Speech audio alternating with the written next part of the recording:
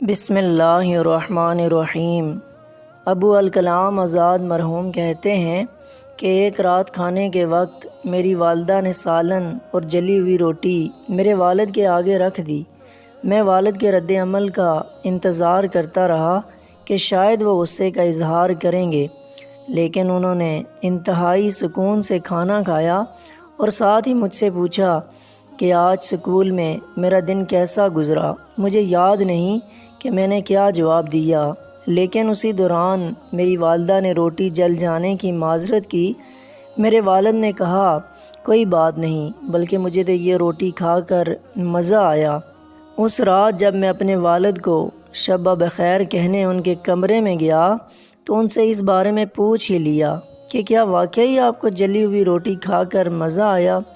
انہوں نے پیار سے مجھے جواب دیا، ایک جلی ہوئی روٹی کچھ نقصان نہیں پہنچاتی، مگر تلخ رد عمل اور بد زبانی انسان کے جذبات کو مجروح کر دیتے ہیں۔ میرے بچے، یہ دنیا بے شمار ناپسندیدہ چیزوں اور لوگوں سے بھری پڑی ہے۔ میں بھی کوئی بہترین یا مکمل انسان نہیں ہوں، اور میں یہ سمجھتا ہوں کہ ہمارے ارد گرد کے لوگوں سے بھی غلطی ہو سکتی ہے۔ ایک دوسرے کی غلطیوں کو درگزر کرنا رشتوں کو بخوبی ہی تعلقات میں بہتری کا سبب بنتا ہے۔